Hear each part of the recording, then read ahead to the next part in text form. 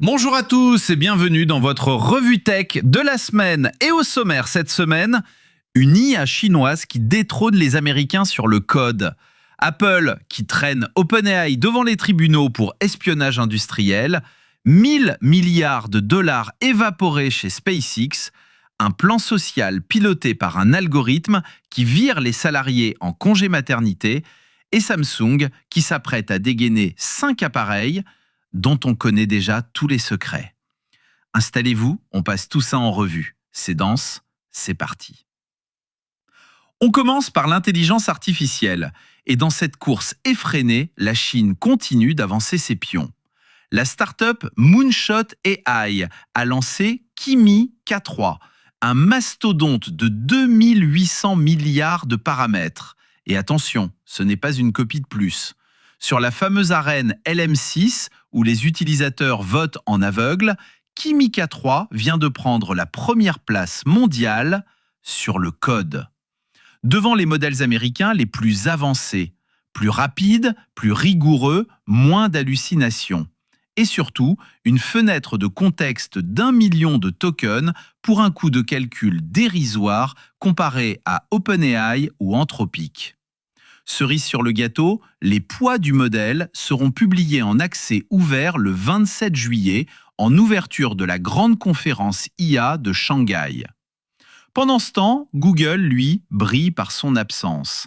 Ses Gemini 3.5 Pro ont été reportés, les évaluations internes n'étaient pas au niveau. Le message est limpide, la course à l'IA n'est plus un match américano-américain.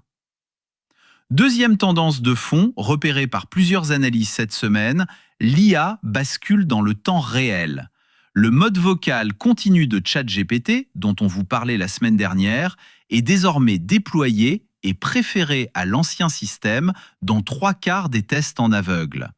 Alibaba, de son côté, permet carrément de passer un appel vidéo avec un avatar généré par IA qui vous voit, vous entend et vous répond avec une synchronisation labiale quasi parfaite. Et le plus spectaculaire, des chercheurs de San Diego ont publié dans la revue Nature une première médicale.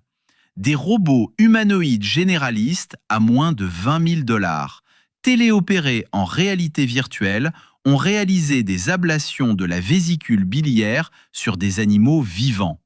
Une précision comparable au robot chirurgical Da Vinci qui coûte, lui, jusqu'à 2,5 millions de dollars. Mais le vrai feuilleton de l'été, c'est le procès qui s'annonce entre Apple et OpenAI dans la Silicon Valley. Le 10 juillet, Apple a déposé plainte contre OpenAI pour pillage industriel systématique. L'accusation est explosive. Près de 400 employés débauchés en 2 ans, des entretiens d'embauche où l'on interrogeait les candidats avec les noms de code internes d'Apple, et certains débauchés de l'entreprise de Cupertino ont même apporté en douce dans les locaux d'OpenAI des prototypes physiques, cartes mères, modules de batterie. Le tout orchestré, selon Apple, par d'anciens cadres du design maison, dont le légendaire Johnny Ive. L'objectif d'OpenAI ? Un hypothétique smartphone prévu pour 2028, sans iOS, sans Android, sans App Store. Une interface 100% conversationnelle.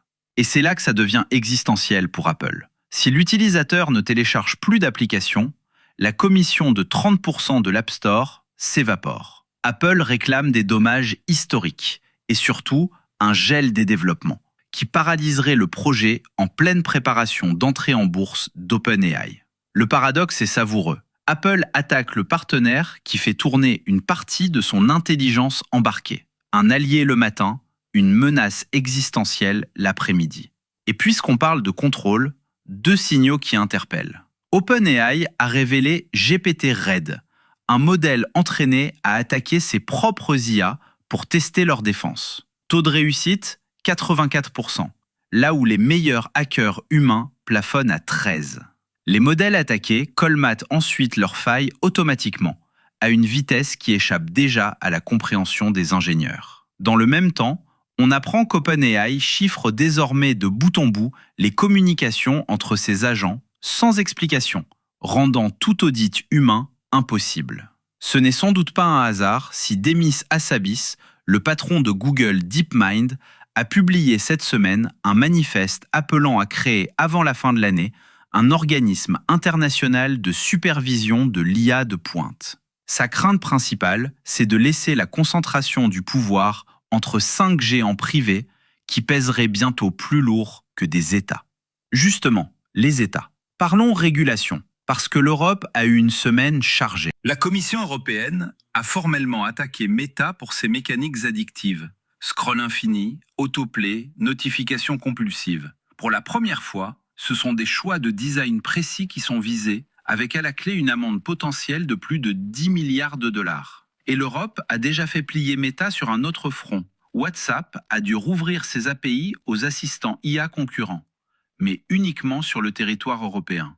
Meta encore, et c'est peut-être l'affaire la plus glaçante de la semaine. 26 salariés poursuivent l'entreprise après le plan social de mai. Les pièces du dossier décrivent une surveillance totale des postes de travail. Frappe clavier, capture d'écran, et même un tableau de bord mesurant la consommation de requêtes IA de chaque employé. L'algorithme RH chargé de dresser la liste des licenciements a mécaniquement classé comme sous-productifs les salariés en congé maladie ou maternité, puisque leur frappe avait chuté.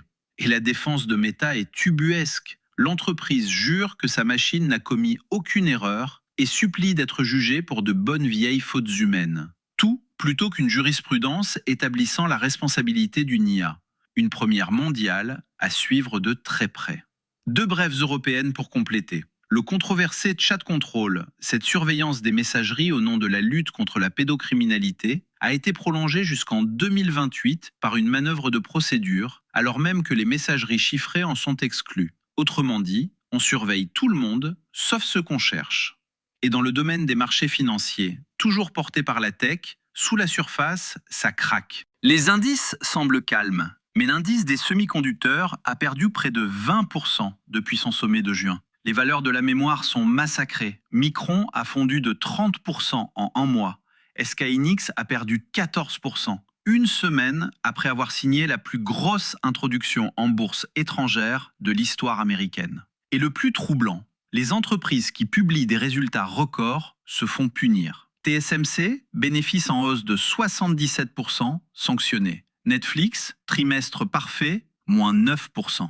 La nouvelle règle du marché tient en une phrase. Être excellent ne suffit plus, il faut faire mieux que la perfection. Derrière, une inquiétude grandit. Les 4 plus grands géants de la tech vont dépenser plus de 725 milliards de dollars dans l'IA cette année. Et Wall Street commence à demander où est le retour sur investissement. Certains observateurs comparent le débouclage actuel des positions spéculatives à 2001. Ambiance. Ajoutez-y SpaceX, qui a perdu 1000 milliards de dollars de capitalisation en un mois et clôture sous son prix d'introduction, avec une vague de déblocage d'actions en août. L'élastique est tendu, personne ne sait quand il lâchera. Et cette fièvre financière a une traduction très concrète dans votre salon. La rame. On vous en parlait la semaine dernière, ça se confirme et ça s'aggrave. SK Hynix annonce que 2027 sera, je cite, la pire année de l'histoire de l'industrie côté offre, avec une demande supérieure aux capacités au-delà de 2030. Pourquoi ? La mémoire HBM des accélérateurs d'IA monopolise les usines, au détriment des puces de nos PC. Valve, qui vient de sortir son PC de salon, le dit sans détour. Les prix en rayon ont 3 à 6 mois de retard sur les tarifs de gros. Donc le pire est devant nous, pas derrière. Résultat, sa Steam Machine sort à plus de 1000 € au lieu des 800 visés. Et la nouvelle console portable de MSI s'affiche à 1600 €. Un tarif que même les testeurs qualifient d'impossible à recommander. Notons quand même le conflit d'intérêts. Les fabricants de mémoire qui alignent des bénéfices records n'ont aucun intérêt à ce que la pénurie se termine vite. Quand celui qui annonce la crise est aussi celui qui en profite, un minimum de recul s'impose. Allez, on respire, direction les smartphones. Et là, le mot de la semaine, c'est fuite. Samsung tient son grand événement Unpacked mercredi à Londres, avec 5 appareils attendus, un record. Le problème ? Tout a déjà fuité. Le Galaxy Z Fold 8 change enfin de proportion pour un format plus large, qui devrait être également le format choisi par Apple pour son futur iPhone pliable. En mode tablette, le Fold 8 deviendrait le pliable le plus léger de la marque. Au-dessus, une surprise de gamme, un Fold 8 Ultra, avec capteur photo de 200 mégapixels, une première pour un ultra pliant. Les montres suivent, les prix grimpent d'environ 100 € partout. Mais la vraie carte à jouer de Samsung mercredi, ce sont ces lunettes connectées développées avec Google.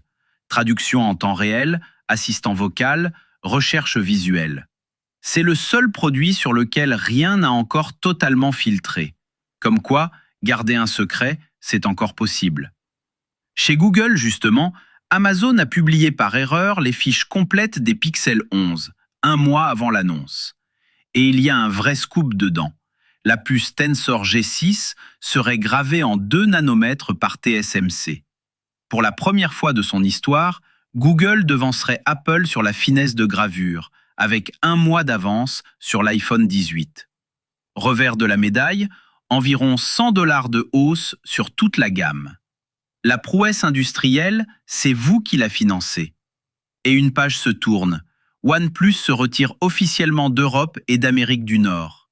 La marque culte des flagship killers se replie sur la Chine, absorbée par la réorganisation de sa maison mère Oppo sur fond de marché saturé et de tensions géopolitiques. 10 ans après avoir bousculé le marché, c'est un symbole qui s'en va. Côté jeux vidéo maintenant, entre nostalgie et embouteillage.